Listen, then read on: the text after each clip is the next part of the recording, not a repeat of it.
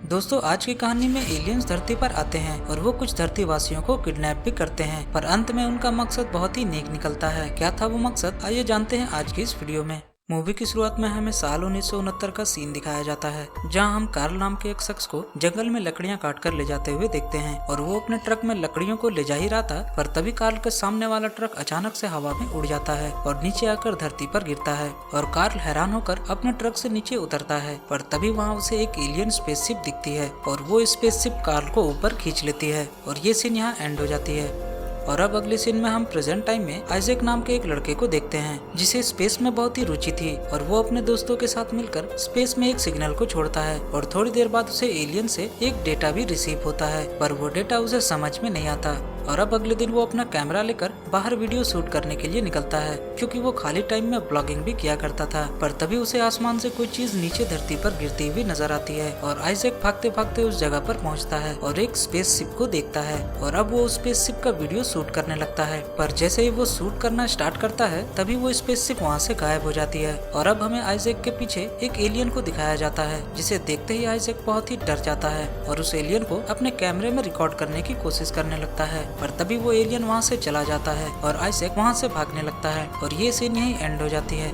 अगले सीन में हमें आइजैक नींद से उठता हुआ नजर आता है और उसे पता चलता है कि वो इस जंगल में पिछले 3 दिनों से बेहोश था और उसके हाथ में बहुत ही अजीब सा निशान बना हुआ है और वो अपनी रिकॉर्डिंग को चेक करने लगता है और देखता है कि एलियंस ने उसे किडनैप कर लिया था और अब उसका कैमरा बंद हो जाता है और अब वो अपने घर पहुंचता है और उस हादसे के बारे में सोचने लगता है, पर तभी उसका टीवी अचानक से गायब हो जाता है और थोड़ी ही देर बाद वापस भी आ जाता है और अब आइजैक को लगता है कि वो पागल हो रहा है और इसलिए वो अगले दिन डॉक्टर के पास जाता है और डॉक्टर उसे एक बहुत ही शॉकिंग बात बताते हैं और कहते हैं कि उसके हाथ को बहुत ही सफाई के साथ 2 हिस्सों में काटा गया है और फिर जोड़ भी दिया गया, पर ऐसा होना आज की टेक्नोलॉजी से नामुमकिन है। और अब आइजैक सोच में पड़ जाता है और वो अपनी वीडियो को सोशल मीडिया पर अपलोड भी करता है और अगली सुबह आइजैक को न्यूज कंपनी से इंटरव्यू के लिए कॉल आता है, क्योंकि उसका वीडियो वायरल हो गया था और अब न्यूज रिपोर्टर उससे बहुत सारे सवाल पूछने लगती है और आइजैक थोड़ी देर के लिए एक सवाल पर अटक जाता है और अब सारे लोगों को ये लगता है कि आइजैक बस एक झूठी कहानी कह रहा है ताकि वो फेमस हो सके। और अब आइजैक अपने घर वापस आ जाता है और अपने ऊपर लगे झूठे आरोपों को मिटाने के लिए वो अपने ही जैसे और किडनैप हुए लोगों के बारे में नेट पर सर्च करने लगता है और लकीली उसे एक लड़की के बारे में पता चलता है जिसे एलियंस ने किडनैप किया था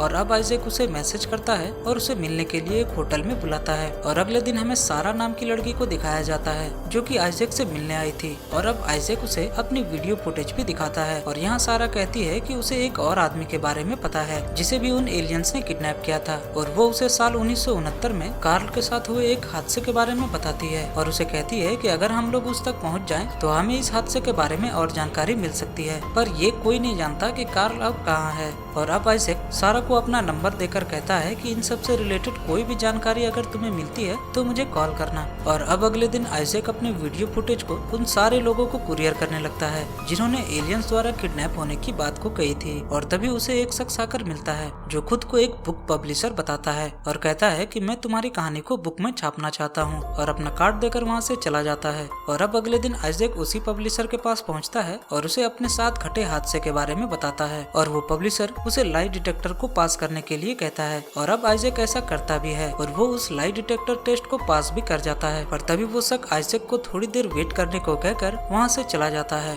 और अब थोड़ी देर में वहाँ 2 एजेंट आते हैं और वो आइजैक को पकड़ने लगते हैं। दरअसल वो एजेंट सिर्फ उन लोगों को ही पकड़ रहे थे जिन्होंने एलियन से मिलने या किडनैप होने वाली बात कही थी। और अब आइजैक वहाँ बेहोश हो जाता है और जब आइजैक को होश आता है तो वो देखता है कि 2 रोबोट्स उसे पकड़कर एक रूम में ले जा रहे थे जहाँ उससे पूछताछ होनी थी और हमें वहाँ सारा भी दिखाई देती है जो किसी दूसरे रूम में थी। और अब आइजैक से वहाँ मौजूद कुछ ऑफिसर सवाल करने लगते हैं और आइजैक को कुछ भी समझ में नहीं आ रहा होता कि उसके साथ ये क्या हो रहा है। और अब आइजैक घबराहट में अपने आप को छुड़ा लेता है और वहाँ से भागने लगता है, पर तभी वहाँ वही 2 रोबोट्स आ जाते हैं, पर आइजैक किसी तरह उन रोबोट्स को मारकर वहाँ से भागने लगता है और वो दूसरे कमरे से सारा को भी छुड़ा लेता है और तुरंत ही बाहर के गेट तक पहुँच जाता है, पर बाहर का गेट लॉक था और वो रोबोट उन्हें पकड़ने के लिए वापस भी आ रहे थे। और अब आइजैक मानो अपने अंदर किसी पावर को महसूस करता है और अपने पावर का इस्तेमाल करके वो उस दरवाजे को खोल भी लेता है और वहाँ से बाहर निकल जाता है, पर रोबोट्स उसका पीछा करना नहीं छोड़ते और उसकी तलाश जारी रखते हैं। और अब उस जगह से बाहर आते ही आइजैक कार्ल को ढूंढने की कोशिश करने लगता है, क्योंकि कि उसके सारे सवालों का जवाब सिर्फ कार्ल ही दे सकता है। और अब वो लोग इंटरनेट पर सर्च करने के लिए एक होटल पे जाते हैं, पर उस होटल में नेट की सुविधा नहीं होती। मगर उस होटल में मौजूद लड़की उनको एक शख्स के बारे में बताती है जो कि एक हैकर था,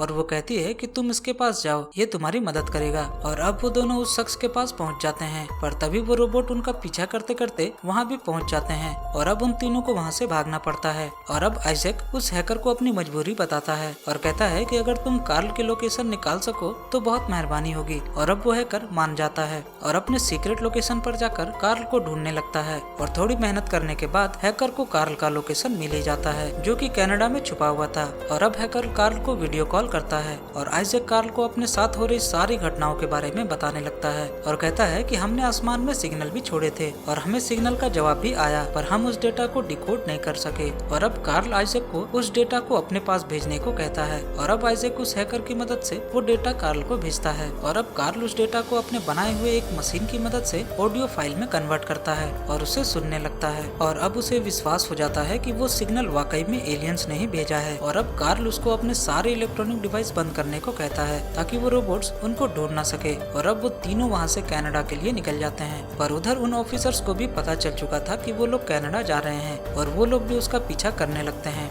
कनाडा पहुंचने के बाद आइजैक, सारा और वो हैकर तीनों ट्रेन में बैठकर कार्ल के पास जा रहे थे, पर तभी वहाँ वही रोबोट उनका पीछा करने लगते हैं और उस ट्रेन में भी चढ़ जाते हैं। और अब वो हैकर उनको एक मास्क देता है ताकि वो रोबोट्स उनको पहचान ना सके, पर वो रोबोट्स वहाँ आकर उन सबको स्कैन करने लगते हैं और एक रोबोट को आइजैक पर शक हो जाता है और अब उनको अपनी जान बचाकर वहाँ से भागना पड़ता है। और अब वो लोग किसी तरह उन रोबोट्स को ट्रेन से बाहर धक्का देने में सफल हो जाते हैं और अब वो लोग कार्ल के उस एड्रेस तक भी पहुँच चुके थे। और अब कार्ल बाहर आता है और फौरन ही उनके हाथों में एक अजीब सी डिवाइस को लगाने लगता है। दरअसल जब उन एलियंस ने आइजैक को अगवा किया था, तब उन एलियंस ने उनके हाथों में एक ट्रैकर डाल दिया था और उस ट्रैकर को वो एजेंट भी ट्रैक कर पा रहे थे। और अब कार्ल उस ट्रैकर को बंद कर देता है और उन लोगों को अपने घर के अंदर लाता है और उन्हें एक डिवाइस को दिखाता है, और वो डिवाइस कार्ल ने ही बनाई थी, जो कि किसी भी डेटा को ऑडियो फाइल में कन्वर्ट कर सकता था। और अब हमें फिर से एलियंस को दिखाया जाता है जो कि धरती पर आने वाले थे। और अब आइजैक की मुलाकात वापस से उन एलियन से होती है और आइजैक उस एलियन से यहाँ आने और ये सब करने की वजह पूछता है और स्क्रीन वापस से ब्लैक हो जाती है।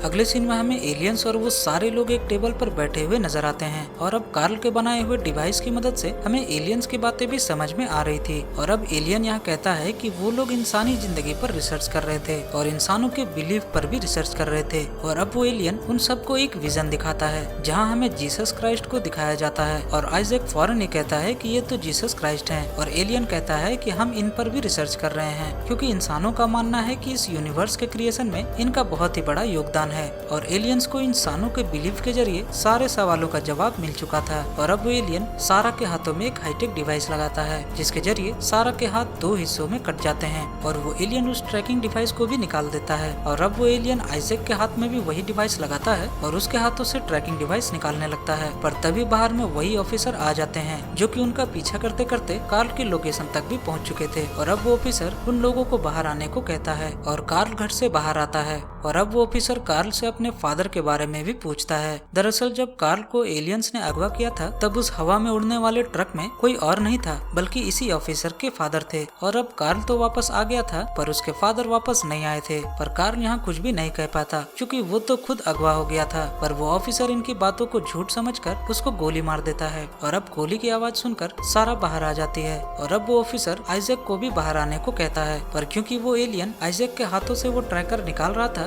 इसलिए आइजैक को बाहर आने में देर हो जाती है। पर तब तक वो ऑफिसर सारा को भी शूट कर चुका था और अब वो ऑफिसर अपने रोबोट को शूट करने का ऑर्डर देता है। पर तभी एलियन आइजैक से कहता है कि तुम अपने टेलीपोर्टिंग पावर का इस्तेमाल करो और सबको बचाओ। और अब आइजैक अपनी शक्ति का इस्तेमाल करता है और उन ऑफिसर्स को कहीं दूर भेज देता है। और अब वो एलियन सारा और कार्ल को दोबारा से जिंदा कर देता है। और अब वो एलियन अपने स्पेसशिप में बैठकर वापस अपने प्लेनेट चला जाता है क्योंकि उसको अपने सारे सवालों के जवाब मिल चुके थे। और आइजैक और सारा बहुत ही दूर कहीं अपनी एक छोटी सी दुनिया बसा लेते हैं और उधर हैकर और कार्ल मिलकर अपनी एक लेबोरेटरी खोल लेते हैं। और उसी के साथ ये मूवी यहाँ खत्म हो जाती है। मैं मिलूंगा आपसे अगले वीडियो में। Bye bye.